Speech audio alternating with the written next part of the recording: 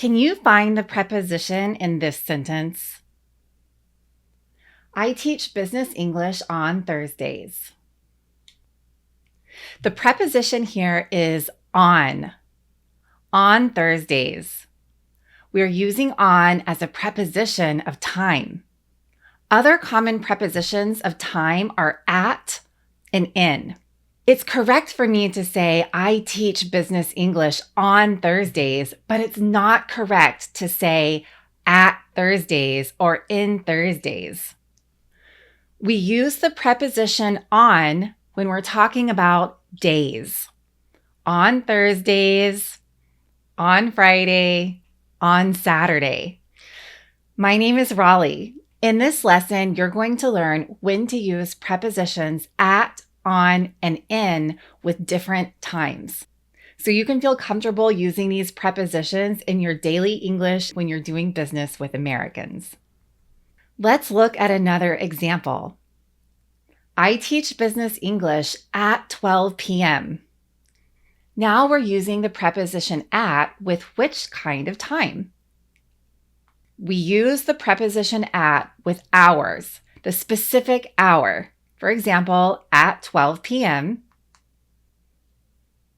at noon, at 12:30.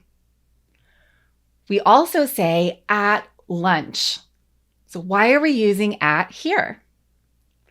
We use at with meals, with meal times. For example, at lunch, at dinner, at breakfast. I started teaching English in 2006. Why are we using the preposition in? We use in with years. For example, in 2006. That year, I started teaching English in February. In February, we use the preposition in with months.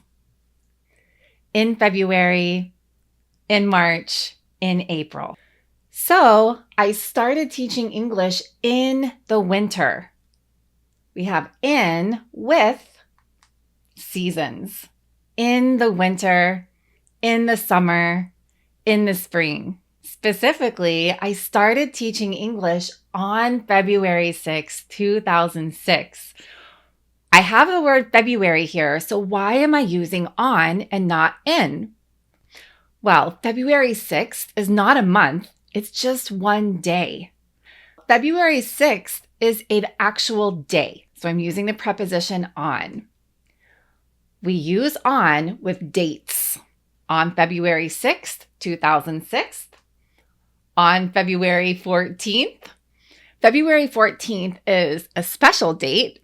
In my home country of the United States, it's a holiday. It's Valentine's Day. So we say on Valentine's Day because we use on with holidays. Let's review. Which preposition do we use with the smallest times, the most specific times, like hours and meal times? At. We use at with the smallest times, at 12 p.m., at lunch. Which preposition do we use with medium times, like days, dates, and holidays? On. We use on with medium times, like on Thursday, on February 6th, on Valentine's Day. And which preposition do we use with the largest times, months, years, and seasons? In. That's right, we use in. In February, in the winter, in 2006. In a moment, I'm going to tell you about another rule with prepositions of location. But first, did you notice, if you watch the first lesson in my series, this is the same order that we use for prepositions of location. We use at for the smallest, most specific locations. We use in for the largest locations, and we use on for locations in between. If you'd like the link to that video and all the videos in this series, click the link below. I will send you all the links to the videos in this series And I'll send you a free workbook so you can practice. Watching videos of English lessons is a wonderful way to get some information about English, but research shows that you only remember 20 to 30% of what you see and what you hear. If you really want to be able to use this grammar in your daily English speaking and writing, make sure you get my workbook so you can practice. You remember over 90% of what you do. Doing the exercises in my free workbook will really help you. You'll also get practice with 40 vocabulary words and idioms that you'll commonly hear in business English when you're doing business with Americans. I have a list on the screen of different times of day: the morning, the afternoon, the evening, and night. Do you know which preposition we use with these? These times of day have a different rule. We say in the morning. Even though it's not a large period of time, like a month or a year, in English, we still say in the morning, in the afternoon, in the evening, at night. So you'll notice that night follows a different pattern. What's different about night? First, we use at, not in. And also there's another word missing. We don't say at the night. We just say at night. So why am I saying in the with morning, afternoon, evening, but not night? I don't know. Lots of English grammar has specific rules that I can teach you about, but in this case, it's just an example of how sometimes English is crazy and there's not a good reason. At least not one that I know of. You just need to memorize, and you can easily do that with practice. I'm going to tell you the story of an entrepreneur and how she built her business from $0 to over $56 million in just 5 years. And while I tell you the story, you're going to practice using these prepositions of time. Let's begin. This is Laura American, and in this series, we're talking about how she came up with the idea, or created the idea. She came up with the idea for this healthy energy bar, Larabar, and also how she built a business around this product with huge success. I recently heard an interview with Laura American, and Larabar has lots of flavors, but I found out that this one is her favorite. It has only 2 ingredients. It has cashews and dates, so no preservatives, super healthy. And I also learned that Laura American came up with the idea for Larabar the year 2000. Which preposition is missing there? In the year 2000. But she launched her company a few years later. Launch. Launch is a verb that means to start something big, like opening a company or selling a new product that was just created. Launch. The spelling here is L-A-U, but in English, we don't say ow with A-U. This word has a vowel sound, ah. Let's practice pronunciation. Ah.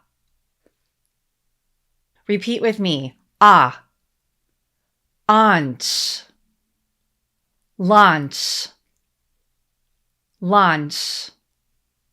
Laura American launched her company, Larabar, 2003. Very good, in 2003. How about number 2? Laura American launched Larabar in April. 3. On April 14th, 2003. Make sure you're saying the preposition, answering the questions so you can get some good practice. 4. On a Monday. 5. At 8 a.m. 6. In the morning. 7. At Whole Foods Market. 8. In Denver, Colorado. Now, 7 and 8 are prepositions of location. So remember, if you want some help with prepositions of location, make sure you click the link below and I'll send you the video for that lesson. Laura American launched Larabar in 2003, and the next year, 2004, In 2004. Very good. Larabar's revenue was more than $5 million. Revenue is a noun. It means all of the money that a company receives for a period of time for selling goods and services. This means that Lara sold Larabars in 2004, and from selling Larabars, her company brought in a revenue of more than $5 million. All of the money they brought in from sales. Revenue. Revenue. To check your understanding, this is $5 million. Just 5 years after launching, Lara sold Larabar to General Mills for over $56 million. We have two expressions of time here to talk about when she sold Larabar. First one, June 2008. Which preposition should we use? In June 2008. Next, June 11th, 2008. On June 11th. We have in with the month of June, on with the date, on June 11th. And to check your understanding, this is $56 million. In fact, Lara made a deal to sell the company the day before her 40th birthday. On the day before her 40th birthday. Let's talk about make a deal. A deal is an agreement or negotiation in business or politics that helps both parties. So in this case, a party is not an event. In this case, party means a person or people. So in a deal, usually there are two parties. In this case, the two parties were Larabar, the company, and the other company, General Mills.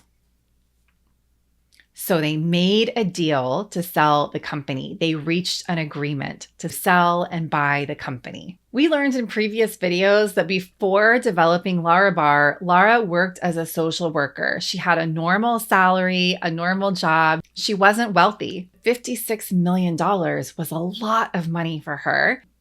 So Lara said, it took me a while to wrap my head around having all this money. Wrap my head around something is an idiom, and it means to find a way to understand or to accept something new or strange. For Lara, her mind couldn't believe that she had all this money. It was a very new and surprising experience for her. So she said, it took me a while to wrap my head around having all this money. In the next video in this series, I'll teach you more vocabulary and more idioms that you'll commonly hear in business English so you can feel comfortable in your meetings with Americans. And I'll give you more specific details about how Lara American achieved so much success while she was developing and launching her product, Larabar. But I'll give you a hint. One of the big keys to her success was her mindset. Mindset means someone's general attitude, the way that they believe, the way that they think about things is called mindset. So Lara's mindset was very key to her success. I will be happy to email you this video lesson when it's ready. Just click the link below. You'll also receive a copy of my free workbook so you can practice all of this vocabulary, idioms, and prepositions that you're learning in this series.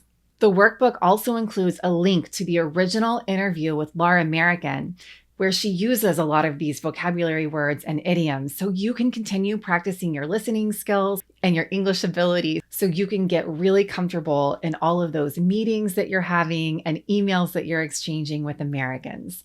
When you sign up for the free workbook, you will also get on my list, so you'll find out about more free courses. I am releasing a free verb challenge on irregular verbs very soon, and I'd love for you to join.